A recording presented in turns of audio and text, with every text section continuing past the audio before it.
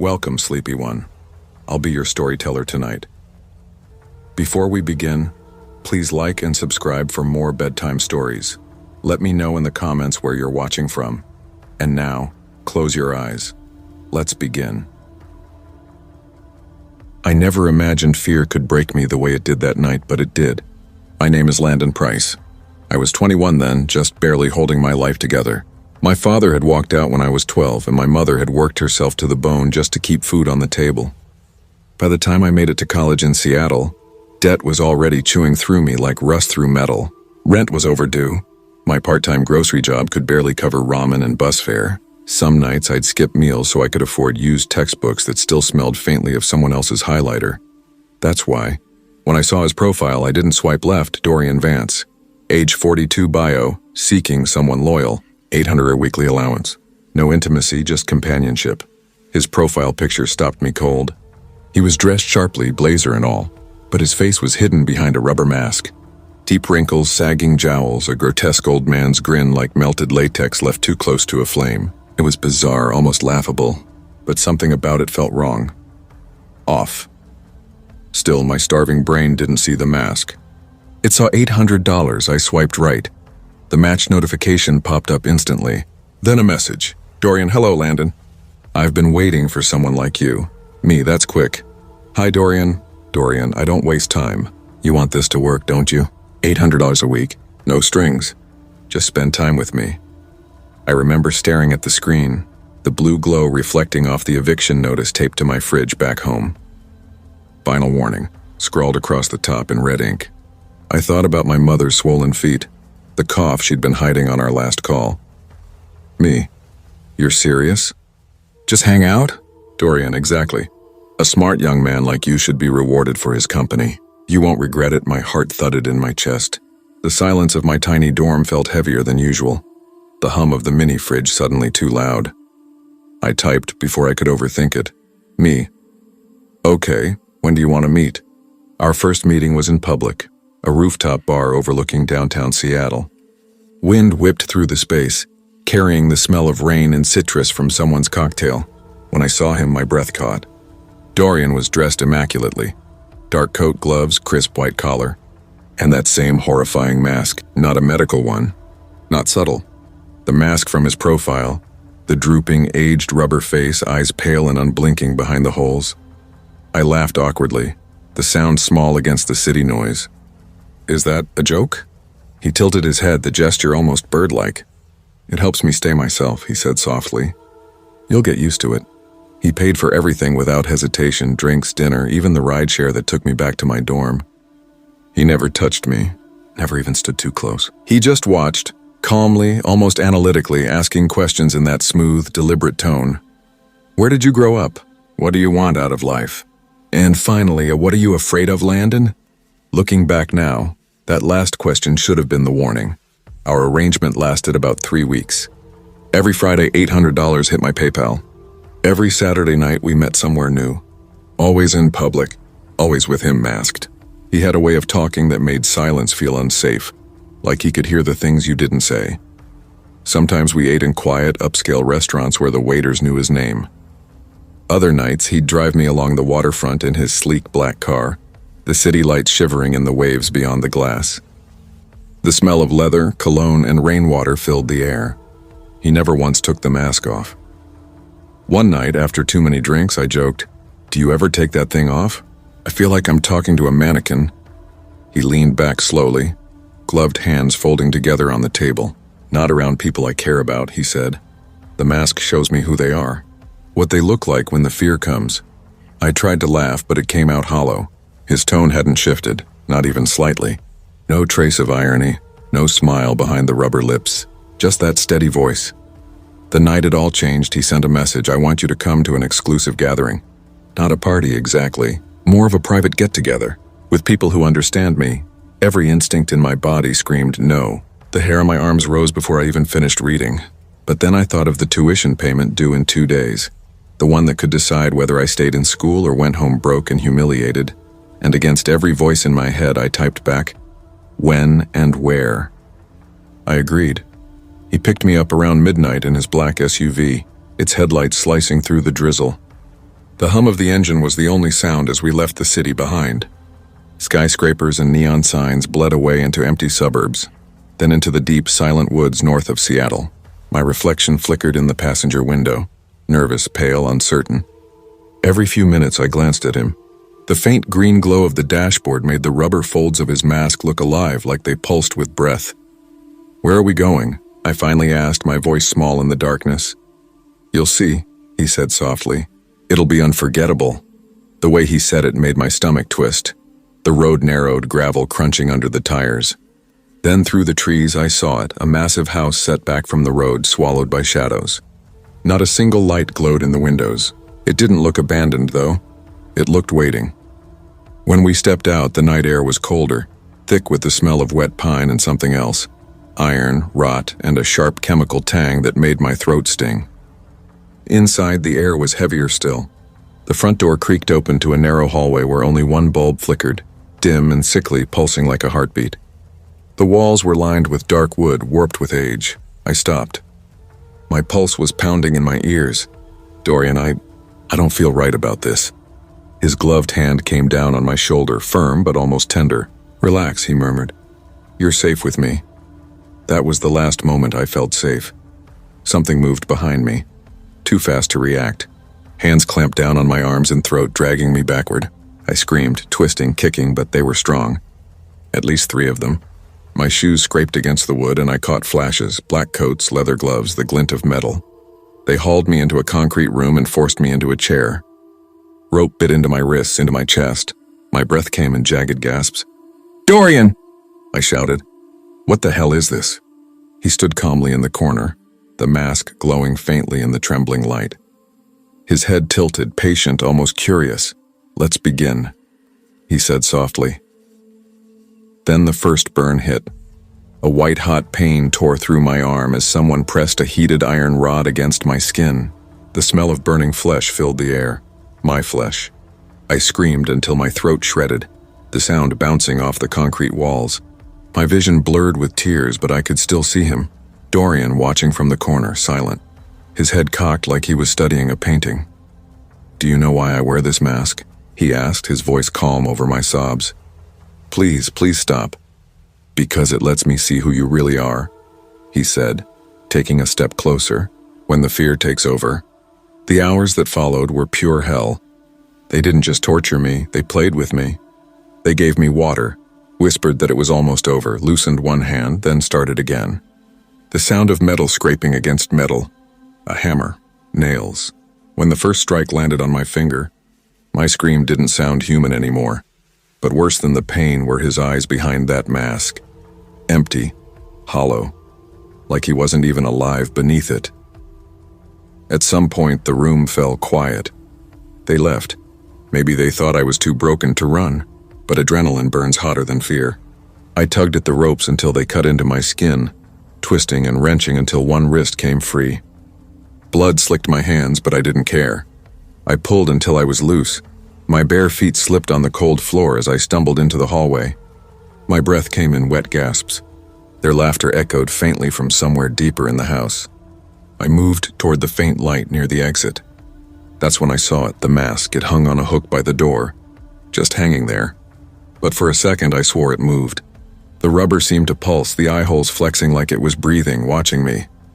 My body shook uncontrollably. Still, I forced myself forward, grabbed the doorknob and flung it open. The night air hit me like ice. My feet tore open on gravel as I ran. Every breath felt like glass slicing my throat. Branches whipped my face, blood mixing with tears. I don't remember how far I ran. Only the sound of my heart and the scream that wouldn't stop echoing in my head. By some miracle, I reached a gas station. The attendant froze when he saw me. Shirt soaked in blood, hands shredded. They called the police. At first, no one believed me. I saw it in their eyes. Crazy kid, drugs, maybe a setup.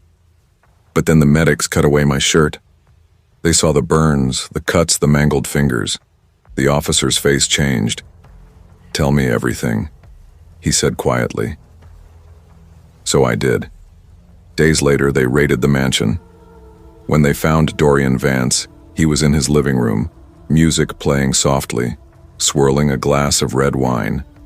He was still wearing the mask. When they cuffed him, he turned toward me, and that's when I saw his real face for the first time. I expected a monster, but he looked normal. Young for his age, sharp jaw, clear skin, no wrinkles. But his eyes were exactly the same. Cold, hollow, inhuman. As they dragged him past me, he leaned close enough for me to smell the wine on his breath. "See you soon," he whispered. "He's behind bars now." Dozens of victims came forward after me, each one describing the same torture, the same mask, the same soft voice asking, "What are you afraid of?" His wealthy family is already twisting the system, hiring lawyers, calling him misunderstood. But I know what he is. Even now, when I close my eyes, I still hear the hammer hitting bone. I still smell the iron in the smoke. I still see that mask, hanging in the dark, waiting. And some nights, walking home alone, I can feel it behind me again. Breathing, watching, waiting.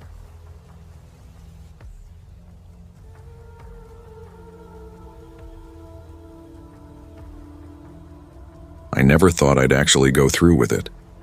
I was a broke university student in a grimy 2-bedroom apartment, living with a roommate who paid rent late and stacked dishes until they looked like a leaning tower of mold. Between tuition, textbooks, and overpriced groceries, I was sinking. My campus job at the library barely covered utilities. I'd started counting coins from my car's cup holder just to afford ramen. That's when I saw it, his profile. Not even an ad. A Tinder profile. Damien 45, looking for a sugar baby. 700 weekly. No sex, just companionship and small favors. I stared at his pictures too long. If he was 45, then I was the Queen of England. He looked maybe 30, clean-cut, sharp jawline, dark hair combed perfectly to one side, almost too polished. His bio was short. No cheesy quotes, no shirtless bathroom selfies, no out-fishing grin like half the other guys. Just those words, $700 weekly, no sex. It screamed scam, or worse. But $700 was more than I made in a month. Against all logic, I matched with him. Almost instantly, a message appeared. "Damien. Hey there, sweetheart." I winced at that word. Sweetheart. It reeked of cheap cologne and the kind of men who touched your lower back without asking. But $700 was $700, and desperation drowned pride fast. Me. Hey. The chat started simple. He asked about school, about my major. I told him psychology, mostly survival, not passion. He said he ran his own business. I asked what kind. He dodged the question every time, said it kept him busy. His tone was too smooth. Every text was perfectly punctuated, like proofread before sending. But he never crossed lines. No sleazy comments. Then came the message that changed everything. "Damien, what's your Venmo? I'll send the first week up front." My pulse jumped. I typed my handle, fingers trembling. A minute later, buzz. $700 received. I stared, waiting for the number to vanish or error out. It didn't. Me, wow, okay. So what exactly do you want in return? The typing bubble blinked. Damien, just a few favors. Nothing inappropriate. Nothing that'll make you uncomfortable. Me, like what? Damien, the first one's simple. Pick up a package for me. Deliver it to my house. That's it, I almost laughed. It sounded like a bad movie setup. $700 to drop off a box. Me, from where? Damien, I'll send the address. I'd rather not do this through Tinder. Do you have a number I can text? My gut whispered red flag, but broke students don't have the luxury of common sense. I gave him my number. Seconds later, a text came through from an unknown number. Here's the pickup address. Here's my house address too. I'm not home, but there's a spare key under the blue flower pot by the door. Leave the package on the living room coffee table. Lock the door when you enter and again when you leave. I reread it 3 times. Weird, sure, but he wasn't luring me to a warehouse. Me, okay, on my way. As I pulled out of my driveway, my phone buzzed again. Damien, I'm serious. Lock the door both times. Don't forget. The phrasing made my stomach twist. The pickup house was in a dying part of town. Cracked sidewalks, flickering streetlights, weeds crawling up mailboxes. His address led me to a crooked chain-link fence, the gate hanging by a single hinge. The house looked abandoned, peeling paint, boarded windows. I almost turned around. Then a figure filled the doorway. He was huge, broad shoulders, arms sleeved in tattoos, his head brushing the top of the frame. "You here for Damien's package?" His voice was gravel, low and scraping. Yeah, I said, frozen on the sidewalk. "Stay there." He disappeared inside. My heart pounded so hard I could hear it in my throat. The street was dead silent. No cars, no people. When he came back, he carried a small cardboard box, shoebox size, one corner darkly stained. "Pop your trunk," he said. I did. He set the box in carefully and shut it with a dull thud. "There you go." "Thanks," I managed. Inching toward my car door, he paused, squinting like he was deciding something. "One more thing." My hand froze on the handle. "Watch out." I didn't reply. I got in, slammed the door, and drove. Damien's house was the opposite of that pickup shack, a mansion with perfect stone pillars, trimmed hedges, and a yard so green it looked painted on. I grabbed the package from my trunk, found the flower pot key exactly where he said it'd be, and stepped inside. The air hit me first, thick with expensive cologne and something faintly metallic. The furniture gleamed under the recessed lighting. Carved mahogany, velvet cushions, glass polished until it vanished. Everything screamed money, but too perfectly, like a museum pretending to be a home. I set the package on the coffee table. That's when I heard it, a phone ringing somewhere inside. I froze. Then my own phone buzzed. "Damien. Don't answer any calls that aren't from Marvin." My breath caught. "What?" I whispered to no one. The ringing continued, muffled but steady. Against my better judgment, I followed it down a hall into an office. On the desk, a phone, screen glowing. Incoming call. Damien. My chest constricted. I backed out slowly, left it ringing, and bolted, locking the door behind me as if that could seal whatever that was inside. That was just the first errand. The weeks blurred together after that. Drive a BMW to a park, leave it, pick up another car, meet a man named Julio at a diner, collect a locked briefcase, deliver it to a rotting house on the south side, sit with Julio for hours waiting, while Damien texted updates that made no sense but paid instantly, Venmo transfers every dollar exact. By the end of the month, I'd made $3,500. The fear dulled under the weight of that number. It was terrifying, yes, but addicting. Then one night my phone lit up at 12:04 a.m. "Damien, I need you to stay at my house tonight." 1,000, my stomach dropped. Me, why? "Damien, just follow the rules. The list will be on the dining table. Don't break them. You'll be safe." I told myself it was fine. Just one night. Just money. The house looked the same. Perfect. Too perfect. I let myself in and found the note on the dining table. Handwritten. A crystal glass holding it. Down. Rules. Lock the door when you enter. Only answer calls from Marvin. Do not turn on any faucets between 9 p.m. and 11 p.m. Do not open the door for anyone after 10 p.m. No matter what they say. If the hallway closet is open, sleep in the library. If it's closed, any bedroom is fine. The gardener comes at midnight. If he knocks on the windows, hide. Turn the TV to static and let it play all night. Do not forget this. Help yourself to the fridge. Payment in the morning. Good night. I read the list 3 times. My skin prickled. These weren't just rules, they were rituals. At 8:50, I brushed my teeth. The hallway closet stood open. Library it is. I locked every door, curled up on the velvet couch, the TV hissing static in the background. At 10:16, the doorbell rang. "It's the police." "Open up." I froze. "It's urgent. Open the door or we're coming in."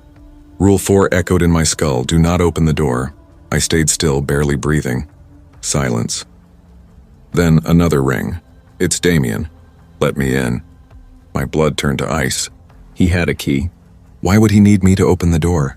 For the next hour, the bell rang, voices shifting, pleading, demanding. None of them right. None of them real. Eventually, exhaustion dragged me under. When I woke, pale light filtered through the curtains. The smell of coffee wafted from the kitchen. And there he was, Damien, flipping eggs like it was any normal morning. "Morning," he said, casual, friendly. I forced a smile. He looked exactly like his photos. Too exactly, every detail sharp and uncanny. I ate quickly, muttered something about class, and left. My hands shook the whole drive home. When I unpacked, I found the rules folded neatly in my jacket pocket. I didn't remember taking them. I reread them, heart hammering, then turned my TV to static and left it hissing all night. Do not forget this. I hadn't. My phone buzzed. Venmo $1,000 received. Then another text, Damien, I'm not in town right now. Won't be back until next week. No errands until then. My vision blurred. If he wasn't in town, who had cooked me breakfast? Buzz, unknown number, did you forget something? Attached a photo. Damien, or whoever he was, standing in front of a TV filled with static. Then another image, my apartment building, my window. Watch out. I didn't sleep. Every creak in the walls felt alive. Every gust against the window made me flinch. I kept my phone clutched tight, waiting for another message. When the knock finally came, soft, deliberate, right against my bedroom window, I didn't scream. I just sat there shaking, praying the rules hadn't followed me home.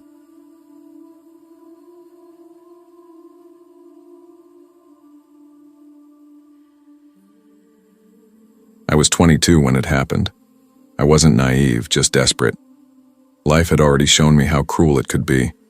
Bills piled like bricks I couldn't climb over, and my part-time cafe job barely kept me alive, let alone covered rent.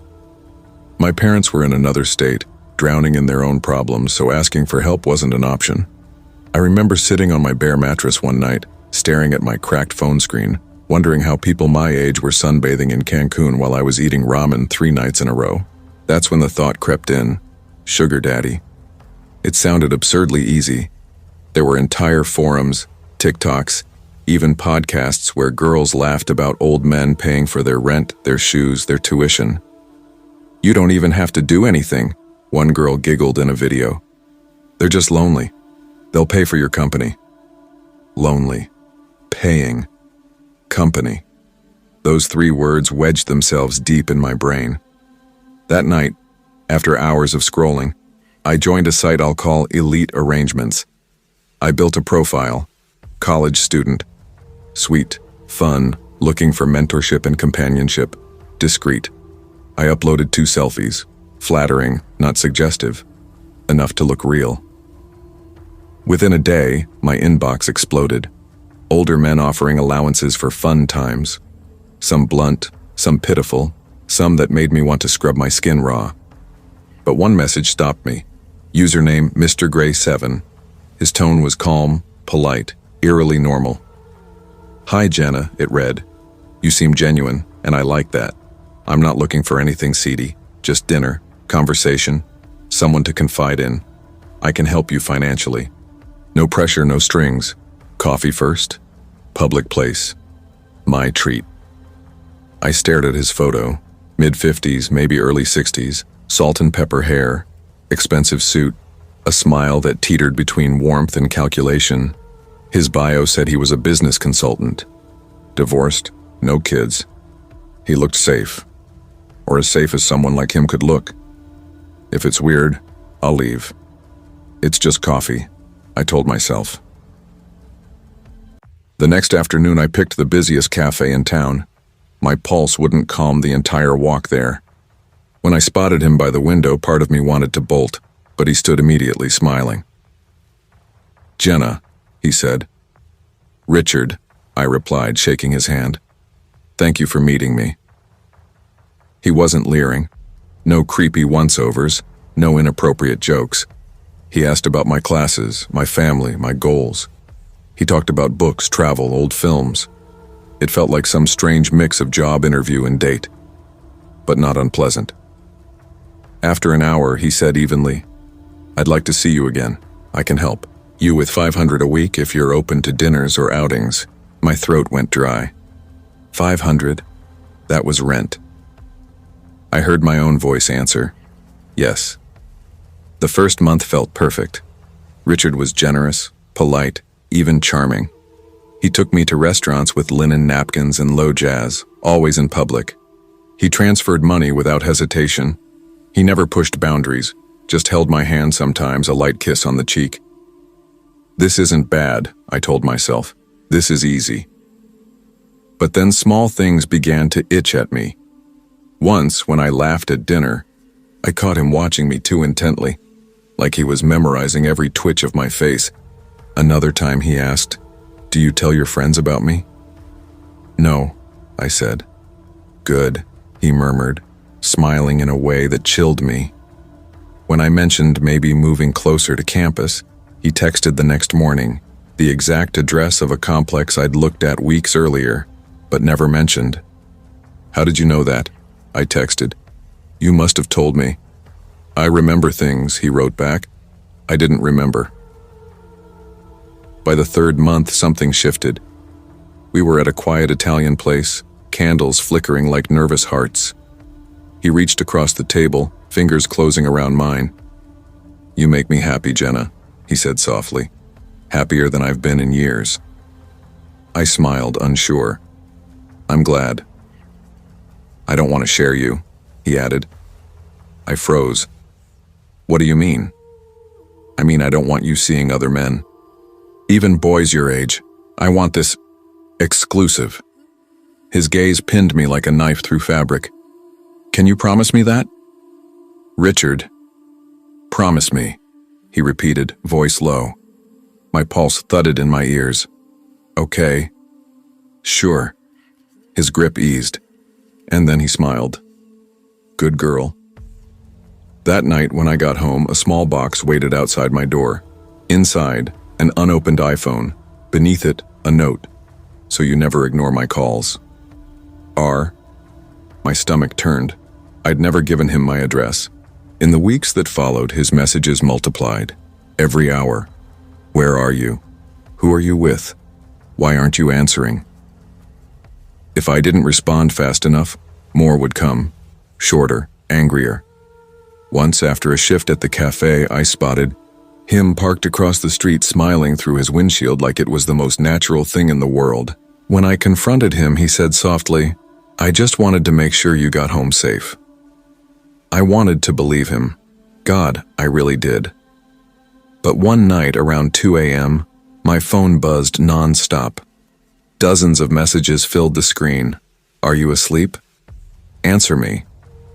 I know you're awake. Why are you ignoring me? Don't make me come over." I stared at my locked door, heart hammering so violently I could hear it in my ears, wondering if he was already outside. When everything finally unraveled, it started with an invitation. A weekend getaway, he called it. A cabin just outside the city. Just us. No interruptions. My gut screamed no. But rent was due, and I was terrified of what he'd do if I refused. So I said yes. The drive twisted through narrow roads flanked by endless trees. He talked the entire way, voice low and calm, telling me how peaceful it would be, how I didn't need anyone but him. The cabin was beautiful, too beautiful, isolated, no neighbors, no service. My chest felt tight the moment I stepped inside. Everything was set. Wine, candles, a fire already burning. Too perfect, too prepared. During dinner, he poured me wine. I lifted the glass to my lips but barely tasted it. "Do you love me, Jenna?" he asked suddenly. I almost choked. "Richard, this isn't love." His smile faltered. "It will be," he said. "You'll see." Later, when he went to the bathroom, I checked my phone again. No bars, no help. That's when I noticed a door at the back of the cabin, locked. When he finally fell asleep, I searched quietly, hands shaking, until I found a small key in his jacket pocket. The door creaked open. Inside were photographs, hundreds. Me walking to class, me at the cafe, me in my apartment lobby, me asleep in bed. My blood iced. I staggered back, clapping a hand over my mouth. "You weren't supposed to see that," came his voice behind me. I spun. Richard stood in the doorway, eyes flat, a knife glinting in his grip. "You don't understand," he said softly, almost tenderly. "I take care of you. I make you safe. And in return, you stay with me. Forever." My pulse roared. Richard, please, put that down, we can talk. He took a step closer. I've already decided, you're not leaving me. Adrenaline snapped through me. I grabbed the nearest thing, a heavy wine bottle, and swung. It shattered against his arm. He screamed, dropped the knife. I bolted. Out the door, into the trees, barefoot, freezing. Branches sliced my skin as I tore through the dark. I didn't look back. When headlights finally appeared on the road, I stumbled toward them, sobbing. A truck slowed, the driver's face horrified. Jesus, are you okay? Please, I gasped. Help me. Police raided the cabin that night. They found the photos.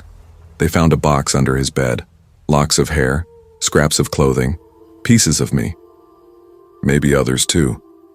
Richard was arrested. I never saw him again. I moved, changed my number, deleted every account tied to that world. But even now, some nights, I wake certain someone's watching me. I still check the windows, expecting his face in the dark. And when my phone buzzes unexpectedly, my stomach drops, because part of me knows if he ever gets out, he'll come looking for me again.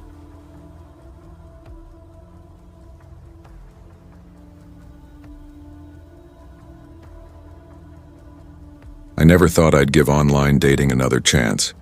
After a string of awkward meetups, ghosted conversations, and one unforgettable train wreck of a dinner where the guy showed up already drunk and asked if I could spot him 50, I swore I was done. But loneliness, real bone-deep loneliness, has a way of slipping in when you least expect it. My name's Lena Graves. I'm 26 and live alone in a small apartment near the harbor in Portsmouth, New Hampshire. Nothing fancy, peeling paint, thin walls, a leaky faucet, but it's mine. Just me and my cat, Juniper. I work as a copy editor for the Portsmouth Chronicle, a job that barely covers rent but at least keeps me busy. My friends have drifted into their own lives, married, pregnant, overworked, and somewhere between quiet dinners and Netflix nights, the silence in my apartment started to feel heavier. So, one night after too much wine and too little sleep, I downloaded a new dating app that claimed to be for serious connections, usually, that translated to middle-aged men flashing watches, yachts, and promises. I laughed, scrolled, and almost deleted it until I matched with him. Marcus Holloway. 42. His profile felt different. No gym selfies. No filtered smiles. Just crisp photos. Him in tailored suits. A black Labrador at his side. A restaurant table gleaming with wine glasses. He had sharp cheekbones, dark hair streaked with silver, and eyes that looked right through the lens. There was something about that gaze, unsettling yet magnetic. His message came almost instantly. You're stunning. I'd like to take you somewhere nice. No games, no pressure, just dinner and conversation. I should have ignored it. Every instinct told me to, but I didn't. Something inside me, some lonely, curious part, whispered that maybe this one could be different. He picked the restaurant, Harbor House, an upscale waterfront place I'd only ever walked past, pressing my nose to the glass like a kid. When I arrived, the place was unnervingly quiet. Soft piano music played from hidden speakers, the air perfumed with salt and lemon butter. The maitre d' greeted me by name. Good evening, Miss Graves. Mr. Holloway is expecting you. I blinked. He already told you my name? Of course, the man said, smiling tightly. This way, please. The dining room was nearly empty except for one round table in the center, lit by a single pendant lamp. Marcus sat there alone, a glass of red wine before him. He looked exactly like his pictures, polished, poised, composed. Lena, he said, standing as I approached. His voice was deep, precise. You're even lovelier in person. Heat rushed to my face. Thank you. This place is, wow, really fancy. He shrugged slightly. I like privacy when I eat. I booked the room. That made me pause. You booked the whole room?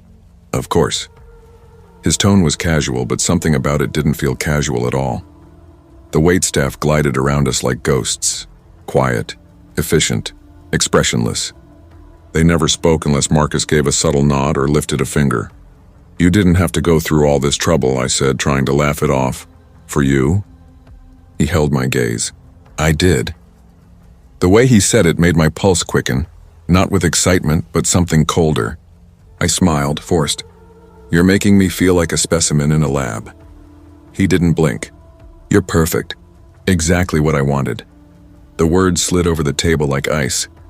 I laughed softly to diffuse the tension, but something in his stillness unnerved me. I talked too much, probably. About my job, about Juniper, about my horror movie obsession. Marcus listened intently, barely moving, his expression unreadable. No smile, no frown. Just that fixed mask of attention that made me feel both seen and dissected. Finally, I lifted my glass with a teasing grin. "So Marcus, be honest. Are you secretly a doomsday robot?" He met my eyes, raised his glass, and said quietly, "No, I'm not." The answer was so literal it made me laugh, though something about his tone lingered. Dinner ended sooner than I expected. He paid in cash, crisp, immaculate bills that looked like they'd never passed through human hands. I don't know why, but that small detail made my stomach twist. When we stepped outside, the night air was damp with sea breeze and mist. I surprised myself by asking, "Would you like to come over?" His reply was instant. "Yes, I'd love that." He followed me to the lot where his sleek black car gleamed under the streetlight. I hesitated, then said, "Actually, let's take mine." My sedan looked pathetic next to his, but I needed that control, however small. He didn't argue, just opened the passenger door and settled in. His movements were smooth, deliberate, too deliberate. During the drive, I kept stealing glances at his hands folded neatly in his lap. They were pale, cool when I brushed against them, almost stiff. Not lifeless, just restrained. We kissed outside my apartment door. His lips were soft but calculated, every motion measured. It was the kind of kiss that felt studied, like he'd practiced it 1,000 times on air. Then suddenly, flash. A burst of white light flooded the porch. I gasped and jerked back. "What the hell? Who's that?" Marcus didn't even flinch. He turned his head slowly toward the light and said, calm as ever, "That's what I'd like to know." I looked up and froze. Standing in the doorway across the hall was Mr. Rowan, my neighbor. Late 60s, soft belly, hair thinning like snow on stone. He'd always been there, hovering near his apartment door, pretending to check his mail or sweep the floor whenever I passed. But now he wasn't pretending. He was standing perfectly still, a flashlight pointed straight at us. Its beam cut through the dark like a blade, landing squarely on Marcus's face. "Jesus," I muttered under my breath. "Ignore him. He's just weird." Marcus didn't respond, but the way Rowan's eyes locked onto him made my stomach twist. This wasn't simple nosiness. He wasn't watching me. He was studying him, the way Marcus had studied me all night. Inside my apartment, Marcus's voice was calm but firm. "Turn the lights off." The words weren't a suggestion. They were a command, quiet but absolute. I hesitated. "It's kind of late for—" "Please." Something about the tone made my body obey before my brain caught up. I switched off the lamp. Darkness swallowed the room, broken only by the faint amber glow seeping through the blinds. Marcus's hands found my waist. His touch was cool, deliberate, almost rehearsed. He spun me around, playful on the surface but precise. Too precise. His movements felt engineered, like choreography rather than passion. When we fell into bed, it was raw, consuming, disorienting. He was strong, inhumanly strong, but controlled every motion exact. I drifted off in his arms, exhaustion and unease wrapping around me like twin vines. Then came the creak. I opened my eyes. My apartment was tiny, so every sound had a weight to it. Pipes groaning, walls shifting, but this was different. Slow, deliberate. Footsteps. "Marcus," I whispered, shaking him gently. He didn't move. His breathing was steady, unnaturally even, like the rhythm of a machine. The doorknob turned. A sliver of light spilled through the crack, cutting across the floor and onto the bed. My heart slammed against my ribs. Rowan stood in the doorway. His eyes were wild, and in his trembling hand glinted a knife. The light caught the blade, a thin shimmer of silver that made my skin crawl. "Mr. Rowan?" My voice cracked. He stepped in, face twisted, not just with anger, but terror. "Get away from him," he hissed. "Wait, what are you—" Before I could finish, he lunged. Marcus shot up instantly, like he'd been awake the whole time. The two collided with a sound that split the room. A violent animal struggle. Furniture toppled. The lamp crashed to the floor, shattering in sparks. I stumbled back, clutching the duvet to my chest. Rowan's knife plunged into Marcus's shoulder. I gasped, waiting for blood. But what came out wasn't red. It was black. Thick tar-like fluid oozed from the wound, glistening under the hallway light. It didn't drip, it crawled, sliding across his skin in syrupy strands. My knees went weak. What the hell is that? Marcus staggered. The light seemed to weaken him, draining him. His movements became jerky, sluggish, as if something inside him was misfiring. Rowan roared, a sound far too fierce for a man his age, and drove the knife again. Once in Marcus's chest, once into his eye. The second strike made a sound I'll never forget. A wet, mechanical crunch. Marcus fell back against the wall, then crumpled to the floor, limbs twitching once before going still.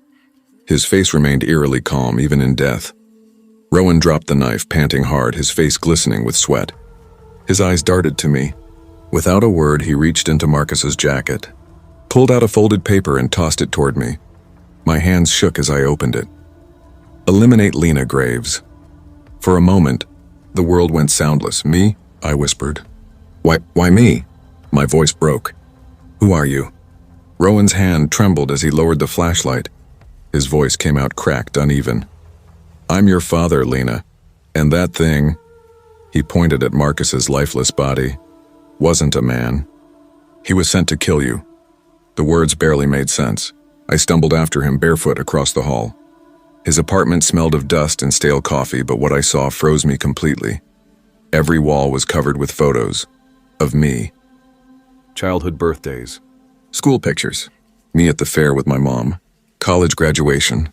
Dozens I didn't even know existed. My mother's face appeared in several, smiling, alive. My throat closed. How do you have these? Tell me everything. Who are you, really? He turned slowly, guilt and exhaustion in his eyes. I was part of an organization. A syndicate. We built things like him. Mechanical assassins designed to look human. When I tried to leave, they turned on me. Your mother went into hiding. They couldn't find me, so they came for you. I shook my head violently. No, this is insane. You're insane! He stepped forward, his voice softening. Sweetheart, you saw it yourself. He wasn't human. You were targeted because of me. That's why we have to leave tonight. I could barely breathe. You said Mom's alive? He nodded once. She's waiting for us. Outskirts of Montana, remote, off their radar. We can be a family again. My legs felt hollow beneath me.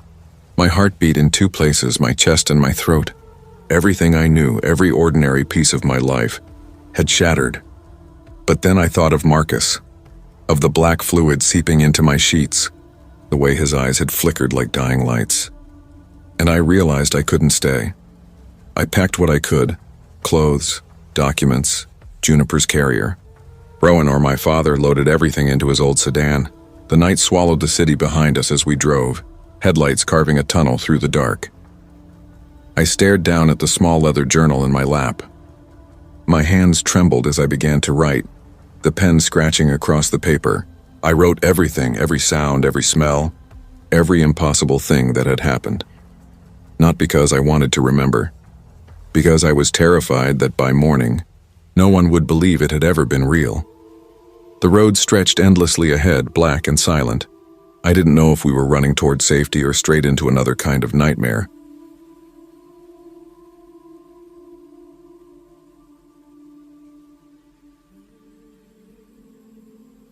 I never imagined a single swipe on a dating app could twist the trajectory of my life so completely. At 22, I was broke, exhausted, and quietly ashamed of what I'd become. My parents had split when I was 16. Mom remarried and moved interstate. Dad, once tender and warm, drank himself hollow until his voice over the phone was nothing but slurred apologies and bitter sighs. We barely spoke now. I lived in a share house in South Bank, Melbourne. Cracked walls, mismatched mugs, a fridge that buzzed louder than the conversations that filled the kitchen. I worked long shifts as a barista by day, took night classes at uni, and convinced myself that all this grinding was temporary, that one day I'd be free. But the weight of overdue rent, half-paid bills, and that suffocating loneliness pressed harder than any promise of someday. One night, My roommate Mia leaned against the counter, swirling cheap wine in her glass. "Just get a sugar daddy, Harper," she said, half teasing. "Half the girls I know already do." I laughed, trying to brush it off. "Yeah, right. Like that's my vibe." But later, alone in my room, the glow of my phone screen felt almost conspiratorial. I found myself scrolling through Tinder with numb curiosity. The idea didn't sound as impossible or as dirty as I thought. That's how I matched with Alexander Cole. His profile said 46, though his photos showed a man who could have stepped straight from a luxury magazine ad. Tailored suits, silver hair slicked neatly back, sharp blue eyes, a smile carved for confidence. His bio was simple, looking for someone special to spoil. No pressure, no games. When his message came seconds after I swiped right, "Hello, Harper. You have the kind of smile that could light up a room. Would you let me take you to dinner?" My stomach twisted with a mix of nerves and relief. I almost backed out the night of the dinner. Standing in front of the fogged mirror in our cramped bathroom, I barely recognized myself in Mia's borrowed black dress. My hands trembled as I applied lipstick, my reflection looking more like someone pretending to belong somewhere else. "Relax," Mia said from the doorway, grinning. "Worst case, he's a creep and you block him. Best case, you get rent money and champagne." I forced a shaky laugh. My heart wouldn't slow down. The restaurant on Collins Street looked like another world. Soft lighting, white tablecloths, waiters moving like ghosts. I hesitated at the entrance until I saw him rise from a corner booth. Alexander stood smoothly, smile warm, every movement deliberate. "Harper," he said, voice low and rich. "You look exquisite." "Thanks," I muttered, cheeks burning. His gaze held mine, not hungry, not leering, just steady. It disarmed me. Dinner felt like stepping into someone else's life. He ordered champagne for himself, but insisted I stick with sparkling water.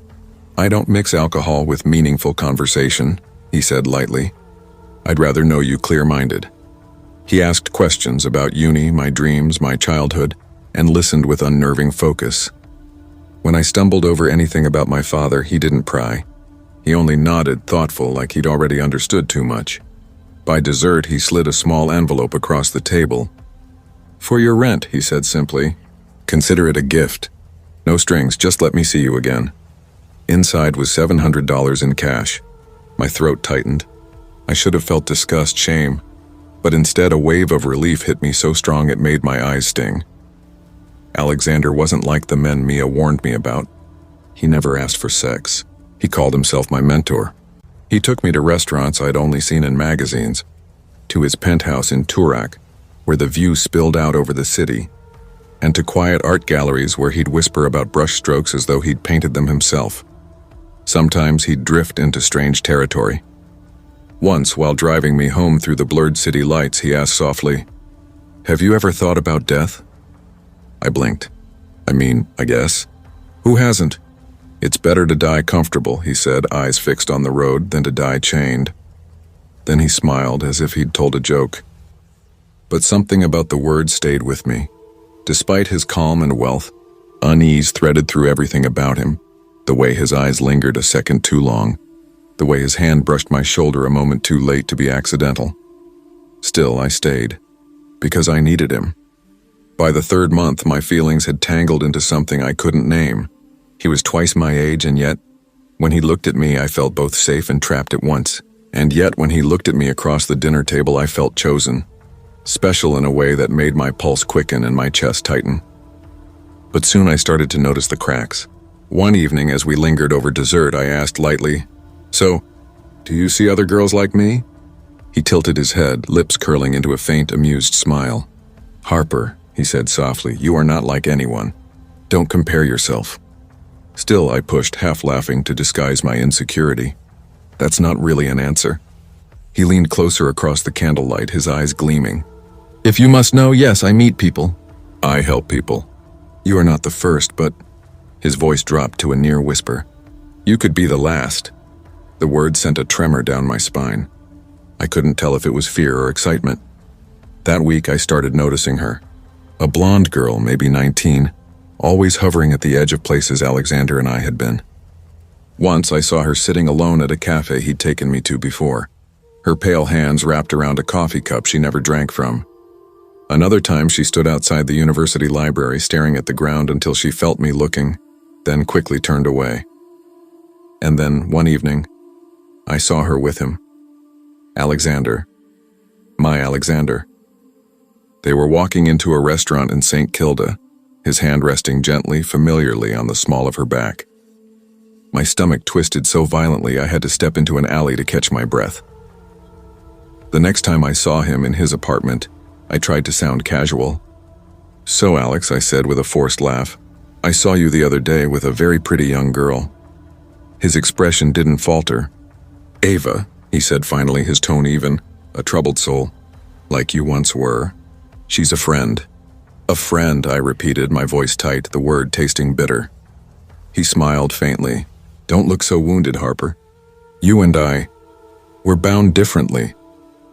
I didn't know if I believed him, but jealousy burned through me like acid. 2 weeks later, he invited me to what he called a small gathering of friends. When I arrived, it was only me, Ava, and him. The air felt wrong the moment I stepped inside. Too still, too careful. Ava sat on the edge of the couch, hands folded in her lap, eyes darting toward him every few seconds like a frightened pet waiting for approval. Alexander was charming, magnetic, pouring sparkling water into crystal glasses, telling long, elegant stories that made no sense but kept you too entranced to interrupt. At one point, I followed Ava into the kitchen. Her skin looked pale, waxy under the light. I whispered, "Are you okay?" She smiled faintly, eyes unfocused. "He's helping me," she murmured. "He saved me." Her voice was flat, rehearsed. Later, Alexander suggested we go down to his collection room. The words alone made my stomach turn. The basement air was damp and cold. Concrete walls lined with shelves of wine bottles and strange artifacts, bones, masks, something that looked like preserved insects in glass. The lighting was dim, a dull golden glow that seemed to hum. Ava stood near the wall, fidgeting. "I want to celebrate something," Alexander said quietly. He moved behind her, his voice barely above a breath. "Perfection." I blinked, confused. Then he raised something, a flash of metal, and drove it into her. The sound was wet and wrong. Ava's scream tore through the air, cut short when his hand clamped over her mouth. Blood sprayed across the polished concrete, dark and glistening. I couldn't move, couldn't breathe. Every muscle locked in terror as he held her until her body went limp, sliding to the floor in a spreading pool. When he turned to me, his face was calm, serene. His eyes glowed with a twisted clarity. "This," he whispered, "is the only way to enjoy what's beautiful." I wanted to run, to scream, but my body betrayed me. My hands trembled, useless. My mind fractured into static. And when he told me to help, I did. I don't know why. Fear, shock, the strange hold he had over me, it all blurred into one. I helped him drag her body. I helped clean the blood. And then I left. The next days were a blur of liquor, pills, and denial. I avoided Mia, ignored my phone, and told myself it hadn't happened. But it played on repeat every time I closed my eyes. Ava's scream, the smell of iron, the way her body fell. Then came the sirens. Police cars outside. Knocks echoing down the hall. When they reached my door, I stood there numb. My mouth moved before my mind could stop it. "Yeah," I heard myself say. "I helped hide the body." The officer froze, eyes wide. I wasn't sure if I'd actually spoken out loud or just thought it.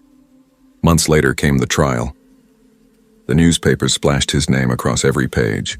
Alexander Cole, 47, financial advisor, accused of murder. They wrote about Ava's body, found in a landfill sealed in a freezer first. They wrote about me, the student companion, the girl too entangled to pull away. In court, he looked at me once, just once, and in that brief glance I understood. You will never be free of me. Even now I still wonder, was I his victim or his accomplice? Some nights I scroll back to that first Tinder message. The words still glow on the screen like a curse. Would you let me take you to dinner? And I still don't know if I ever had a choice.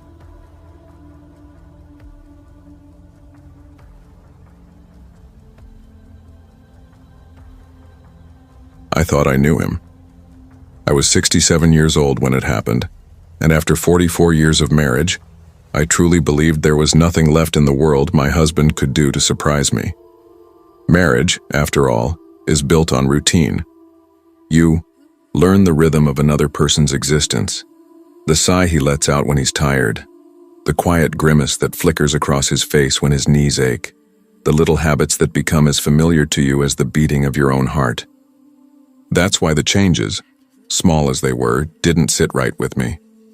A new cologne, sharp and synthetic, the kind a man half his age might wear. A smile that lingered a second too long after a text message. The quiet click of his phone being placed face down on the table, screen hidden. I told myself I was imagining things, that suspicion was unbecoming in a woman my age. After all, Martin and I had survived raising 3 children, 3 mortgages, and every storm life could conjure. He was my partner, my anchor, my constant. But sometimes your instincts whisper the truth long before your heart can bear to hear it. It started with Sierra Daniels. Martin was a psychiatrist, an old-school type, the kind who still used a fountain pen and kept leather-bound books. He'd actually read lining the mahogany shelves of his office. He'd always been generous with his time, especially with struggling parents. If someone couldn't afford the full fee, he'd wave a hand and say, "We'll sort it out later." That was the man I knew. One evening, he came home late, his tie loosened, and his expression soft with concern. "Kathy," he said, setting down his briefcase, "I met a mother today. She's at her wit's end with her boy. Panic attacks, night terrors, the whole thing. No family, no support system. I told her I'd help her find some resources." That was Martin, always the savior, always the one people leaned on. I met Sierra about a month later. She wasn't the frazzled, hollow-eyed mother I'd pictured. She was polished, glossy brown hair, heavy makeup, lips too perfect to be real, and dresses that clung too tightly for polite company. Her perfume hit the air before she even crossed the threshold. Her chest, well, it arrived in the room before the rest of her did. "Thank you, Dr. Bain," she said that first night we invited her to dinner, her voice honey-thick, her eyes locked on my husband's face. "I don't know how I'd manage without your help." Martin practically glowed under her praise, smiling like a schoolboy basking in the approval of a favorite teacher. At first I believed him. I believed her. He'd spent his entire life helping people. Why would this be any different? But the story began to fray around the edges. The mysterious son she'd spoken of was never mentioned again. Whenever I asked about him, Sierra's responses grew vague. "He's managing," she'd murmur, quickly changing the subject to something frivolous. Then came the late nights. The hushed phone calls taken in the hallway. The faint tremor in his voice when he said, "I'll be home soon." Receipts appeared in his pockets, boutique handbags from places I'd never shopped, dinners from restaurants far beyond our usual haunts. I told myself not to spiral, but truth, once it starts leaking, seeps into everything. One night I walked past the den and heard his voice, low and tired. "I can't keep doing this, Sierra. You promised you'd get back on your feet." My stomach flipped, cold and hollow. I didn't confront him. Maybe I was afraid of the answer. Maybe I needed him to choose honesty over exposure. Some foolish, trembling part of me needed proof. And it came, quietly, piece by piece. A conference in Reno that didn't include me, though for decades he'd never attended one alone. A casual lie about Sierra being a medical rep, though he'd once called her the mother of a patient. His face tightening, just slightly, whenever I asked for details. I remember one morning vividly. He was at the kitchen table, adjusting his watch strap, sunlight catching the silver in his hair. "Just 2 nights," he said, forcing a smile. "I'll be back before you know it." I stared at him for a long moment, the smell of coffee sharp in the air, my throat dry. "Is Sierra going to be there?" I asked. The way his hand froze mid-motion told me everything I needed to know. I asked. He froze just for a second, but it was enough. That flicker of hesitation told me more than words ever could. "She might," he said finally, too casual. "She's involved in the medical field." "Oh?" I tilted my head, watching him carefully. I thought her son had severe anxiety. He does, and ADHD. He's on the spectrum. I leaned forward, heart thudding. I thought you said it was panic attacks. His eyes snapped up, caught in the web of his own contradictions. For a moment, neither of us spoke.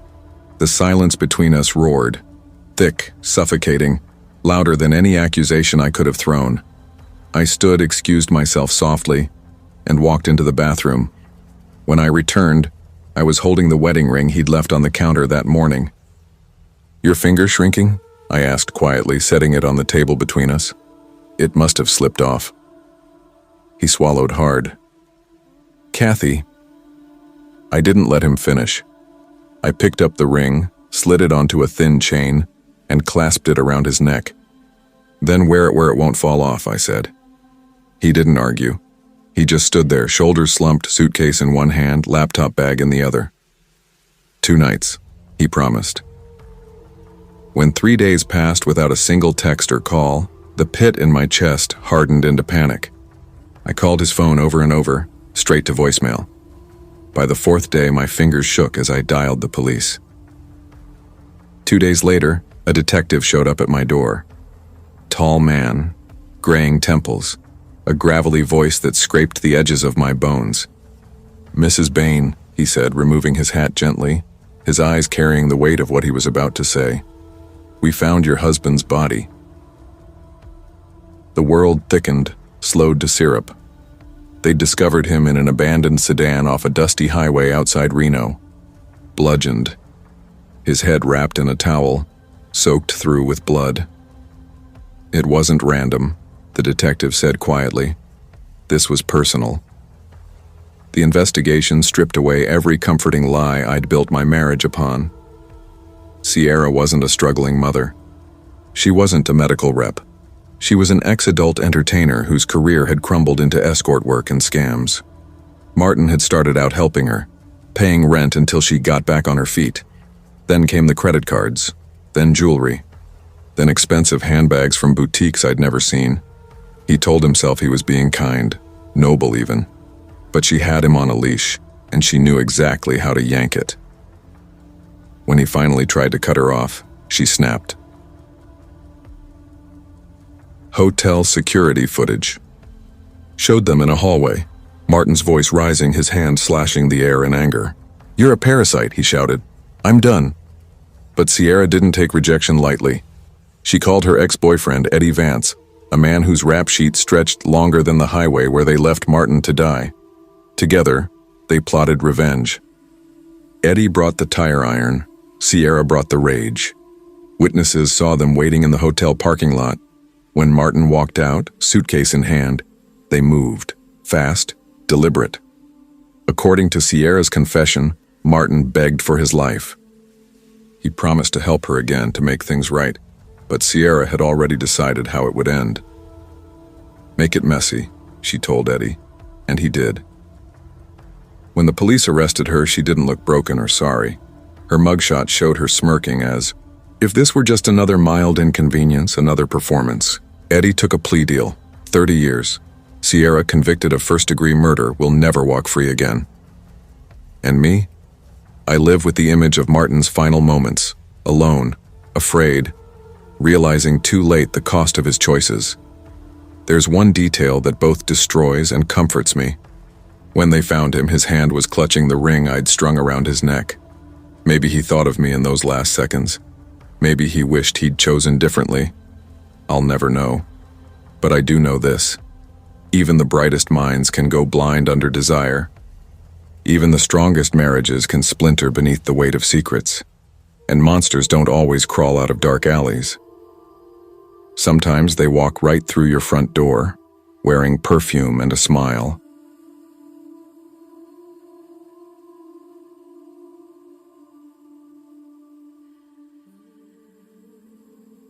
I thought I had everything under control.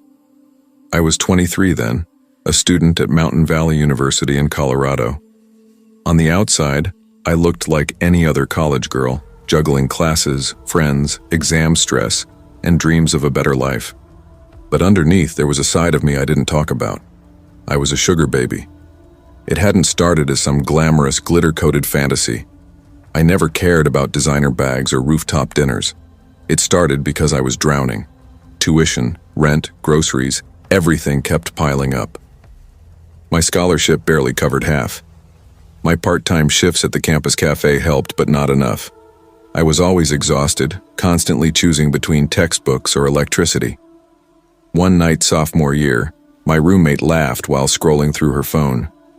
You know some girls get sugar daddies, right? They just hang out with old guys and get paid. She grinned. I saw on TikTok, some get their tuition covered. I snorted. Yeah, right. Like that's real. But the thought clung to me. Later that night, lying in the dark, I searched it up.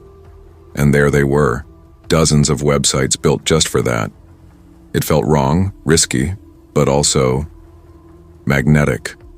My bank balance was bleeding out, and the idea of finally breathing again, even briefly, was impossible to ignore. I told myself I'd stay smart.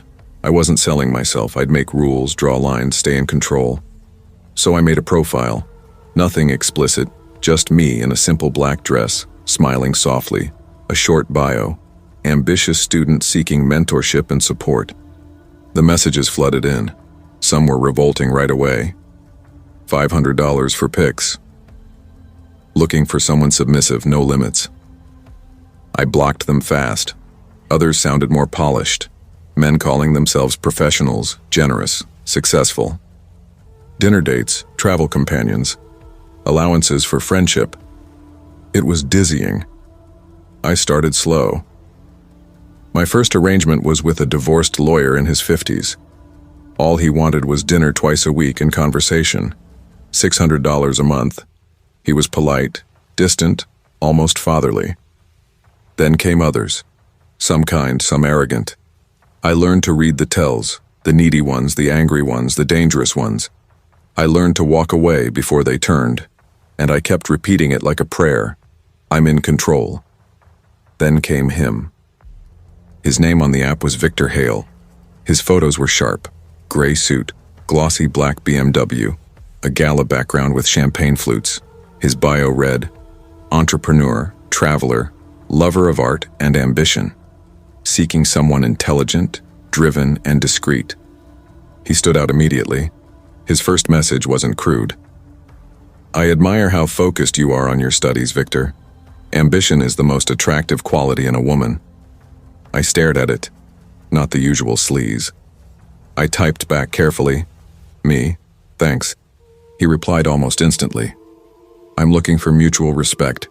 I enjoy mentoring women who know what they want. Financial support is part of it, sure, but I want something genuine, a bond, not just a transaction. Something in the way he wrote, measured, articulate, confident, disarmed me. Over the next few days, we talked nonstop. He asked about my major, my family, my plans. He said he admired my independence. He said I deserved peace, not anxiety over bills. And part of me believed him. When he finally suggested meeting, my stomach tightened. Most men picked crowded restaurants or hotel lounges, but Victor wanted privacy. Too many eyes in public, he wrote. Discretion matters for both of us. He suggested a quiet park near Lakewood, on the edge of the city, late at night, when no one would be around. I hesitated. Every instinct told me it was wrong, but he kept reassuring me. You can trust me. I've done this before. You'll be safe. And like an idiot, I convinced myself he was right. It was a Tuesday. I'd just flown back from visiting my parents, my grandmother's funeral still clinging to my clothes like the scent of wilted flowers. My emotions were raw and my mind felt hollow with exhaustion. I kept telling myself that meeting Victor would be straightforward. Just a conversation, nothing more. Another careful step toward steadying my finances. I packed my bag with deliberate care. Wallet, keys, pepper spray, phone. I even shared my location with a friend, a small insurance, though I lied about where I was actually headed. When I reached the park, it was almost midnight. The air cut against my face and the grounds were empty in a way that made every sound feel enormous. The silence had weight. Even my footsteps felt loud and conspicuous. Then I saw him. Victor leaning against a sleek black sedan that looked expensive and strangely out of place in the worn lot. He was bigger than I expected, broader across the shoulders, and his stance was rigid. His face gave nothing away. "You must be Claire," he said smoothly, the fake name I'd given him on the app falling from his lips as easily as if it were real. "Yeah," I managed, forcing a smile. "Long night," he murmured, opening the passenger door. "Come on, let's talk somewhere private." That should have been my first alarm. The lock clicked when the door shut and the sound made my heart beat faster. At first he seemed ordinary, asking where I'd grown up, whether I lived alone, whether my family knew my whereabouts. Casual questions, but the way he probed felt too close, invasive. "No," I said firmly when he pressed about my parents. He smirked then, his eyes catching light. "Secrets are good," he said. "Makes this more exciting." I tried to laugh it off, but unease knotted low in my stomach. When he veered, off the main road into narrower, darker streets, the panic slipped in like ice. "Where are we going?" I asked. "Somewhere private," he said again, too calm, unnervingly calm. He stopped in front of a small, decaying house on the edge of town. The yard was choked with weeds, the windows black and shuttered.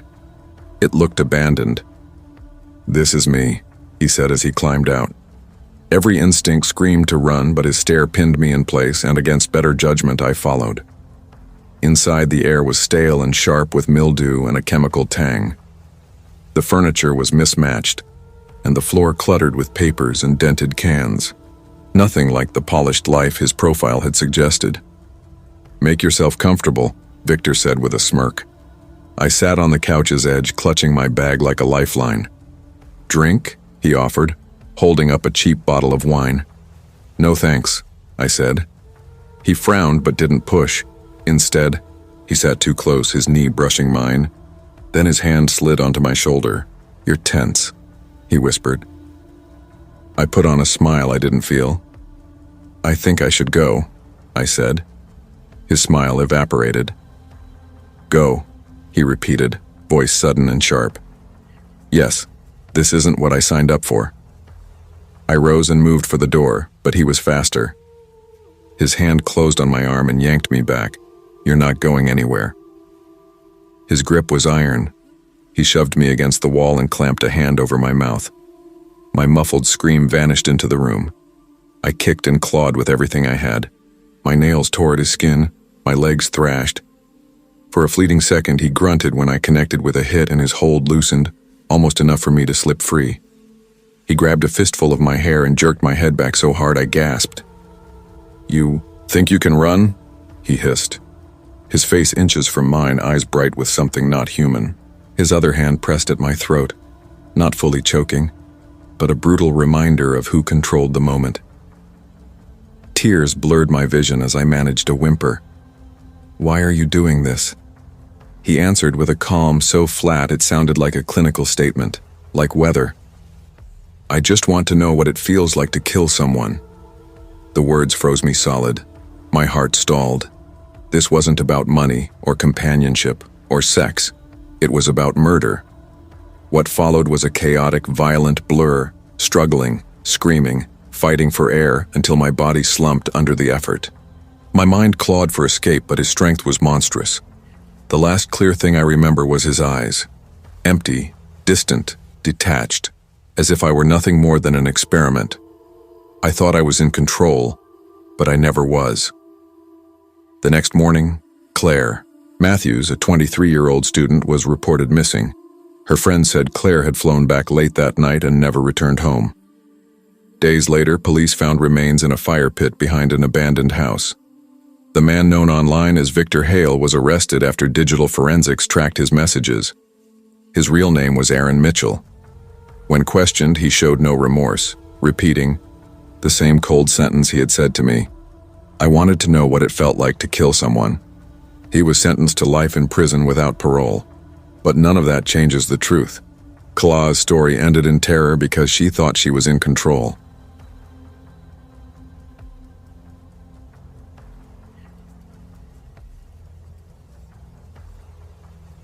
I never imagined that trying to fix my money problems would nearly cost me my life.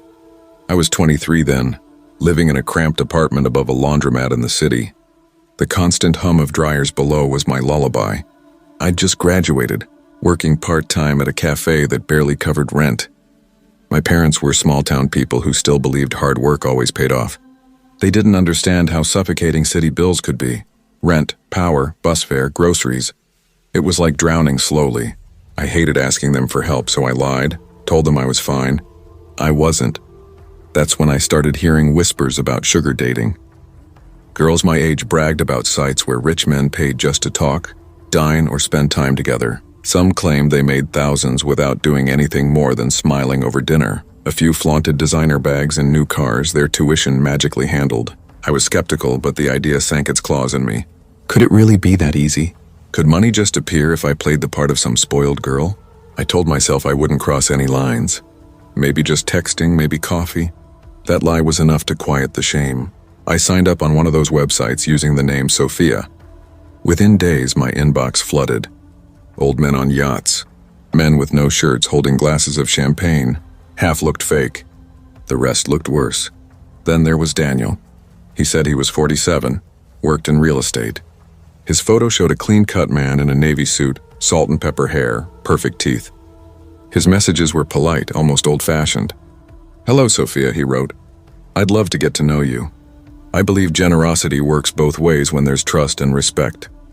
Tell me about yourself." I hesitated but answered. We talked for a week about school, work, his travels, his lake house. He said he was divorced, his grown kids lived abroad, and that he was lonely, not looking for anything complicated. When he suggested meeting, he phrased it carefully. "I'll come to your city and book a hotel. Just coffee in the lobby, public place. If you ever feel uncomfortable, you can leave." It sounded safe enough. The morning of the meeting, I stared at my reflection for nearly an hour. Not too revealing. Not too plain. I settled on jeans, a black top, a light jacket. On the bus, my palms were slick, my heart racing. When I walked into the hotel lobby, the air smelled like lemon polish and espresso. I saw him immediately, Daniel. He looked exactly like his photo. Tall, broad-shouldered, an expensive watch glinting as he stood. "Sophia?" he asked, smiling warmly. "Yes," I said, forcing one of my own. "You're even prettier than your pictures," he said, offering his hand. His voice was low, smooth, practiced. At first, he wasn't creepy. He spoke easily, like a man used to being listened to. We sat in the cafe corner, ordered coffee. He asked about my degree, my family, my future. I told him bits and pieces, careful to keep it light. He told me about his beach house, his business trips, his divorce.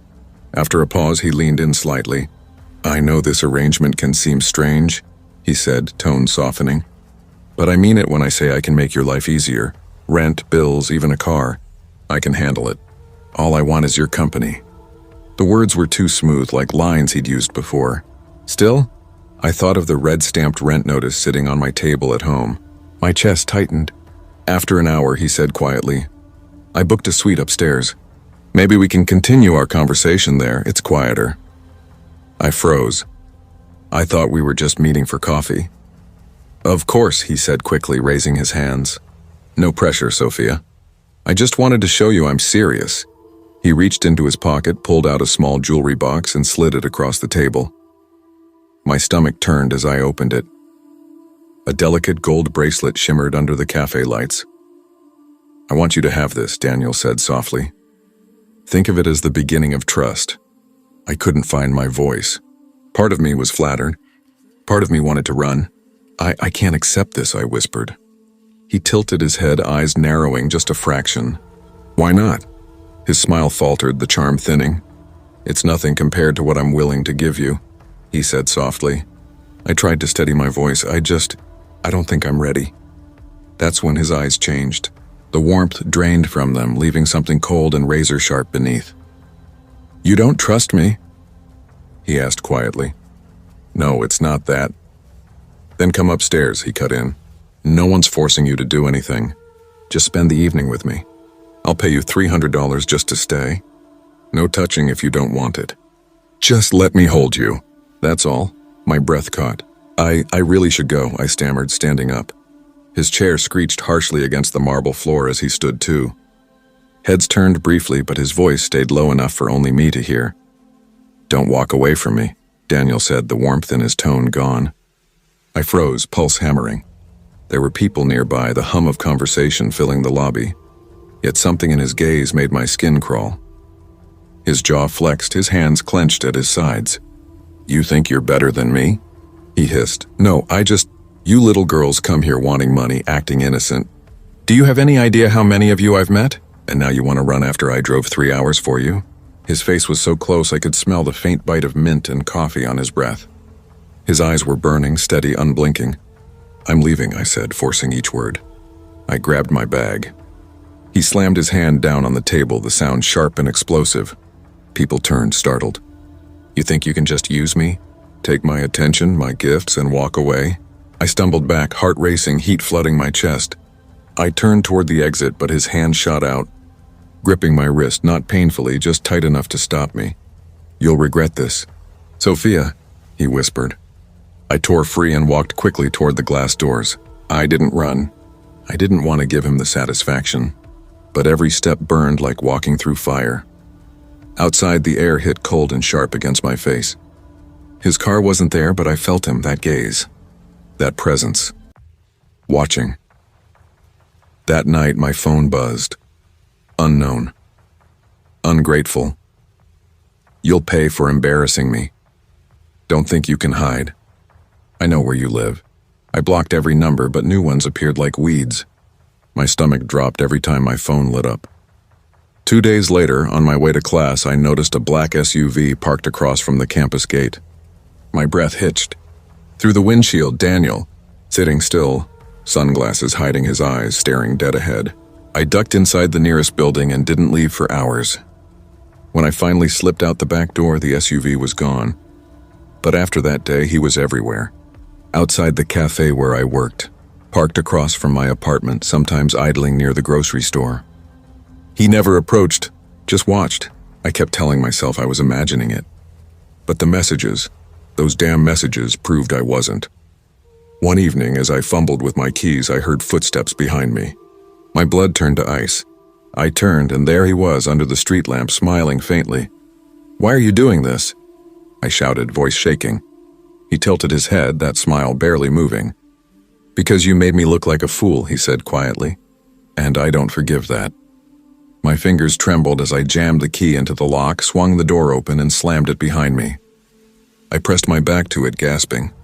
He didn't try to follow, but his laughter carried through the thin wood. Low, deliberate, it echoed in my ears all night. Months later, I saw his face again on the news. Local businessman arrested for the murder of 21-year-old college student Emily Hart. She'd met him through the same website. The anchor said he'd lured her with promises of money, then strangled her. Neighbors claimed they'd seen young women coming and going from his house for months. He'd had prior assault reports, none that ever stuck. I sat frozen, shaking so hard my mug slipped from my hands. That could have been me. Even now, I wake up in the dark, heart pounding, hearing his voice whispering from the corner of my room. "Just let me hold you." I deleted the site. Deleted everything. But the fear stayed. To this day, I avoid black SUVs. And to this day, I wonder if I'd gone upstairs that night, would I have survived?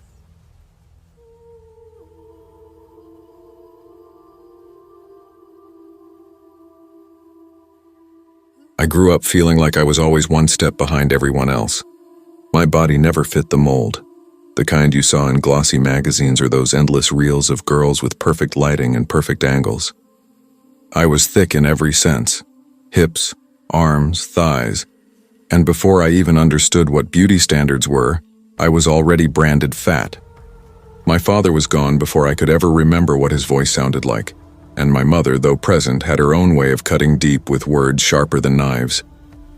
The mirror became my quietest enemy. By my early 20s, I'd mastered invisibility. Baggy hoodies, oversized jeans, long sleeves even in July. I dodged cameras, slipped out of group photos, and built a world small enough to feel safe. Just me, my phone, and my notebooks. Writing was the only place I existed without shame.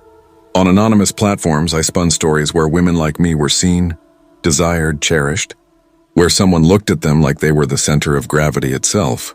I wrote about love I'd never touched, intimacy I'd only dreamed of.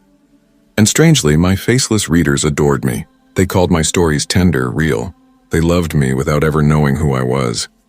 Outside that bubble, I might as well have been a ghost. The loneliness gnawed quietly, like a dull ache in the ribs. Nights blurred into each other. Me lying in bed, the blue glow of my phone painting my walls while I scrolled through perfect people with perfect lives. Couples laughing in kitchens. Engagement rings. Honeymoons. The more I watched, the smaller I felt. I told myself I didn't need love, that I was above it. But the truth was simpler, uglier. I wanted to be seen. That's when the ads started appearing. Dating apps, sugar dating sites, banners promising connection, affection, even luxury. Older men looking for companionship. At first, I rolled my eyes. It felt cheap, desperate. But then curiosity started whispering, maybe someone out there wouldn't care about appearances. Maybe someone just wanted company, mine. So I did it. I made a profile. No photo, just a vague description of who I wished I was. My page sank into the ocean of filtered faces, glossy smiles, manicured perfection. Most nights I just scrolled, pretending I was part of that world. I never messaged anyone. The fear of rejection sat heavy like a hand on my throat. But I couldn't stop reading the profiles.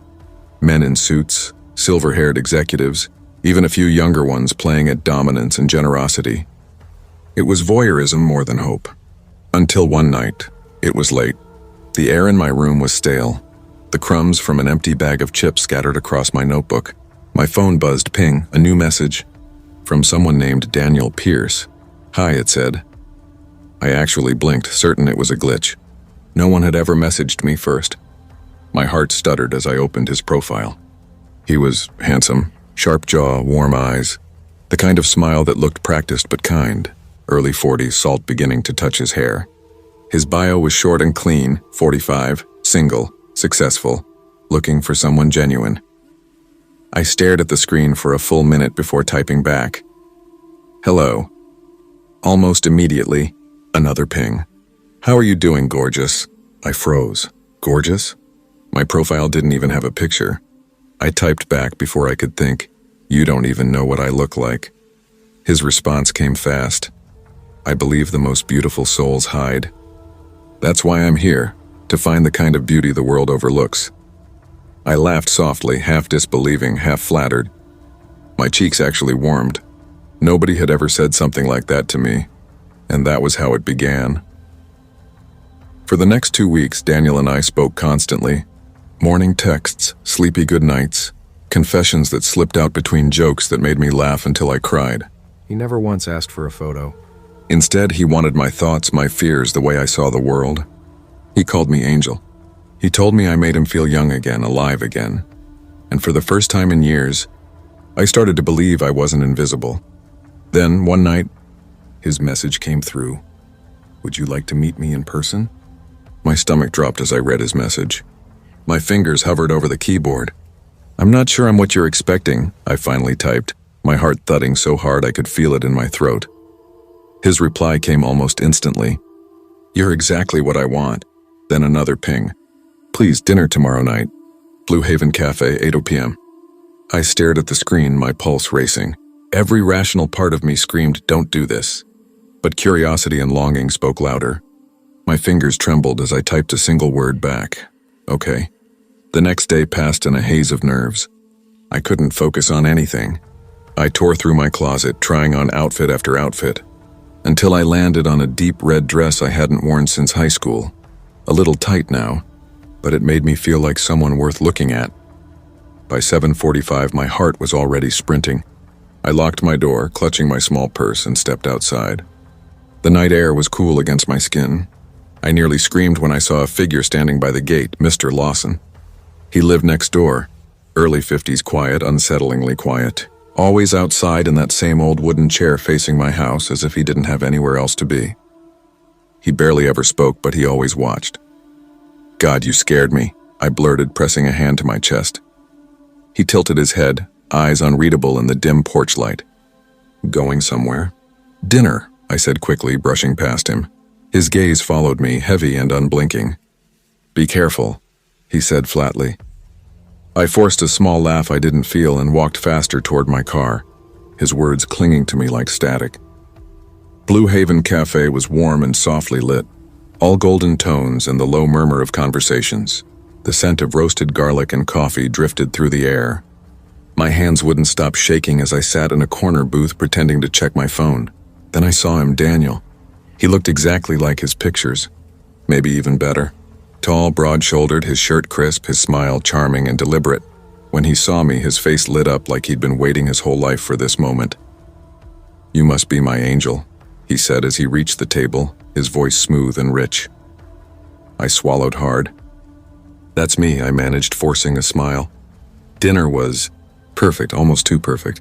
He listened, really listened. He asked about my writing, my dreams, even my insecurities. His tone never turned mocking or impatient. For once, I didn't feel like a burden in someone's company. I felt seen. When he reached across the table and brushed my hand, my chest fluttered. I didn't pull away, but something in me, some faint, uneasy instinct, kept tugging. His phone buzzed twice during dinner. Each time he flipped it face down with a quick glance at the screen. His eyes darted toward the entrance every so often, as if he were waiting for someone.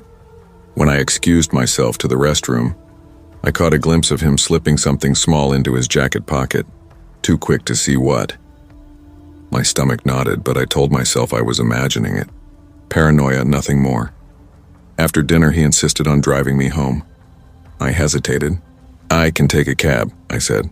"I just want to make sure you get home safe," he replied softly, smiling in that disarming way that made saying no feel rude. So I agreed. The car smelled faintly of leather and his cologne, warm, expensive, intoxicating. We chatted lightly about music, about the cafe, about little meaningless things. But then, without warning, he took a turn that wasn't toward my street. I said carefully, watching the unfamiliar buildings pass by. "I think you missed the turn." No, he said, voice smooth. "Shortcut." A cold wave spread through me. My fingers tightened around my phone. Then it buzzed. A text from an unknown number. "Don't trust him." "Get out. Lawson." My blood went ice cold. I looked at Daniel. His jaw was tight, his knuckles white on the wheel. My breath came shallow. "Actually," I stammered, forcing a small laugh. "Can you stop here? I just realized I need to grab something from a friend's place." He didn't slow down. "We're almost there, Angel." "Stop the car," I said, my voice breaking, trembling. He turned to me then, his eyes darker than I'd ever seen them. "Don't you trust me?" Something inside me snapped. My hand flew to the door handle. As the car slowed at a stop sign, I shoved it open and threw myself out. The pavement tore at my knee as I hit the ground. Pain exploded, but adrenaline shoved it aside. By the time I looked up, Daniel's car was already gone, taillights vanishing into the dark. I stumbled home in shock, the world around me blurring. Every sound, every flicker of light felt distant. When I reached my street, Lawson was still outside, sitting in that same old chair. He stood when he saw me. His expression didn't change, but his voice softened just enough. "I told you to be careful." I wanted to ask him how he knew, why he texted me, what Daniel had really wanted. But the words never came. I just nodded, tears burning my eyes. That night I deleted the app. Deleted every anonymous account. Then I stood in front of my mirror, staring at the reflection I'd spent years avoiding. My face was streaked with tears, my hair a mess, my knee bleeding, but I was alive. I don't know what Daniel truly wanted, money, control, or something worse. But I know this. Loneliness can be a predator, and sometimes the creepiest neighbor isn't the one you should fear most.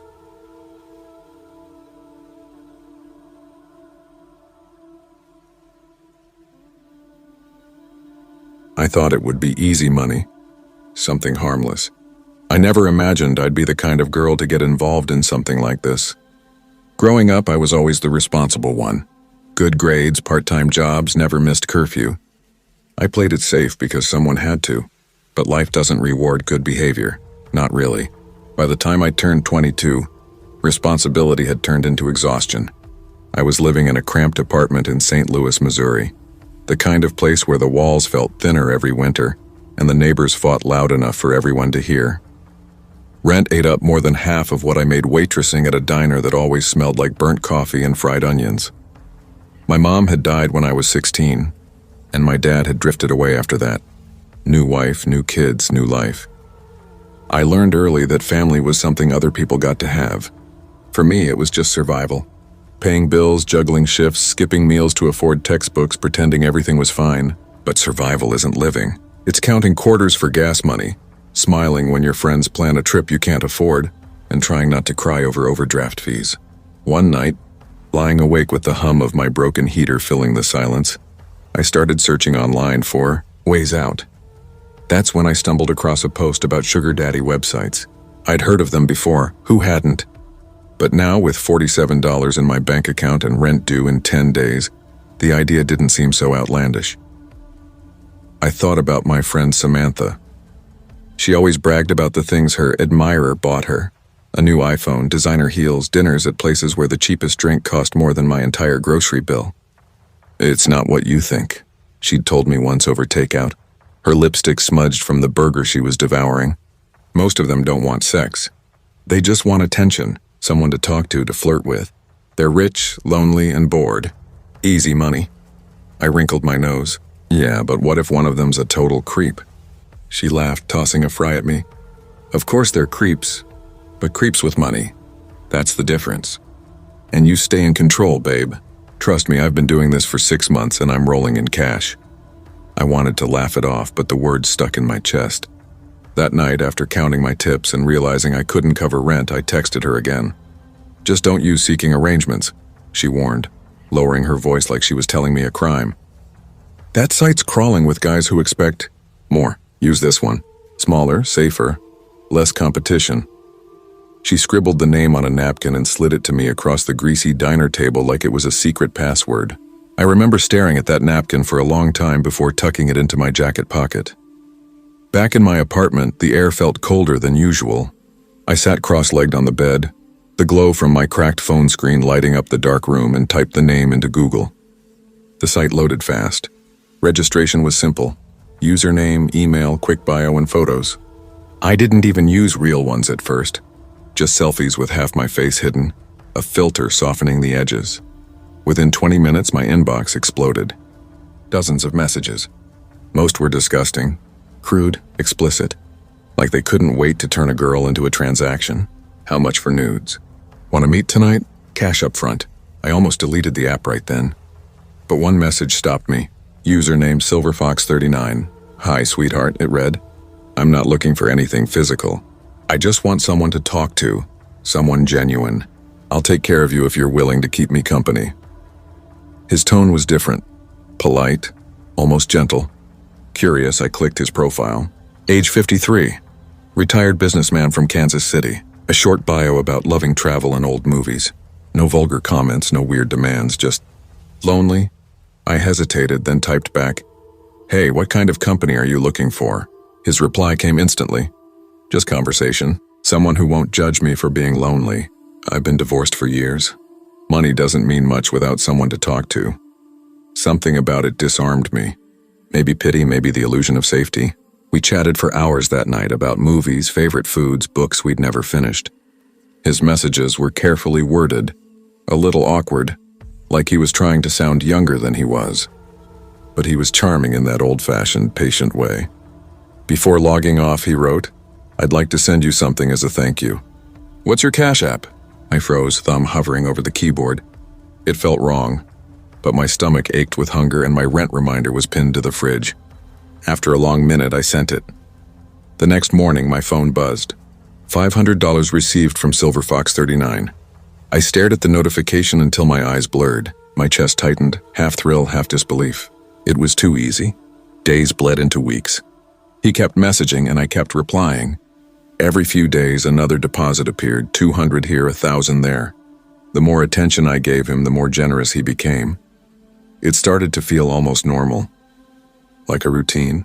Like I was finally getting ahead. "Good morning, love. Hope you're having a great day. Sent you a little something for lunch. Ding, $300 received. Miss our conversations. Here's $700 for being so sweet." At first, I thought it was a mistake. Who just sends money like that? But it was real. For once, my fridge wasn't empty. I filled it with groceries, fresh fruit, milk, things I hadn't bought in months. I replaced my ripped shoes, Bought a couple of new outfits, even tucked some cash away in a jar labeled savings. For the first time in years, I wasn't just surviving, I was breathing. He asked for photos sometimes, but never anything explicit. Send me a cute selfie, he'd write. Or, your socks look adorable. Show me your feet in them. It was weird, sure, but not terrifying. And honestly, I faked most of it. I'd grab pictures off Pinterest or Google, pretty girls in cozy lighting, faceless legs under blankets, and send them his way. He never noticed, or maybe he didn't care. At least that's what I thought. One night, I was lying in bed texting him between yawns when he asked something that made my stomach tighten. When are we going to meet? I froze, the warmth draining from my body. Up until then, he'd never pushed it. I stared at the screen before typing. I don't really meet people from online, sorry, it's just not my thing. The typing bubble appeared, vanished, then returned. I've given you $10,000 already, he replied. Don't you think it's time we see each other in person? My mouth went dry. I tried to sound calm. Maybe someday. Not this week, though. Been slammed with work and school. He sent a smiley face. Simple. Harmless. But something about it. It felt wrong. Cold. A few nights later, another message popped up. You know, girls like you always think they can outsmart men like me. I blinked, frowning. What's that supposed to mean? No reply for several minutes. Then, I know you've been lying to me. I'm not stupid. My heart started pounding. Was he talking about the photos? My excuses? My mind raced. I don't know what you mean, I typed, fingers trembling. Oh, you know exactly what I mean, came the response. No one gets away with scamming me. If I'm not mistaken, you live on Oak Ridge Avenue, apartment 2B, St. Louis, right? The air left my lungs. That was my exact address, word for word. I sat up in bed staring at the glowing screen. My fingers felt numb. Are you threatening me? I typed, barely breathing. His reply came almost instantly. Not a threat, sweetheart. A promise. Don't worry, I'm patient. But don't keep me waiting too long. That's when I broke. I called Samantha, my voice shaking so hard I could barely get the words out. He knows where I live, Sam. What the hell do I do? Block him, she said, voice trembling. Delete everything. Change your number. These guys are obsessive. I told you to be careful, so I did. I blocked him. Deleted the app. Swore I was done. I even changed my number.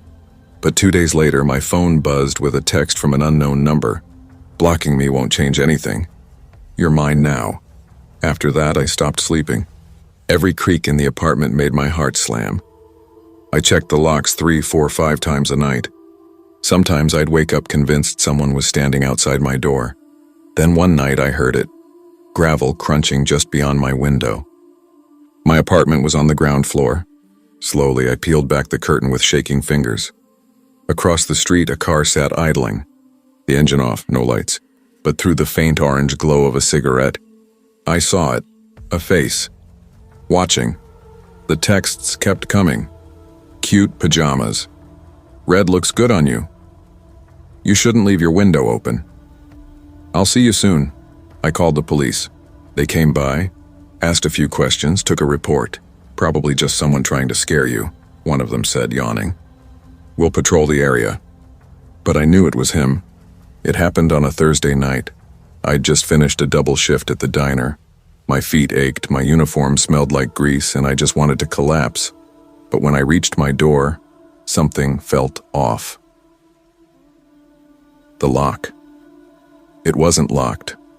The door was open. Just a crack. My breath hitched. I pushed it open slowly, my heart thudding so hard it hurt.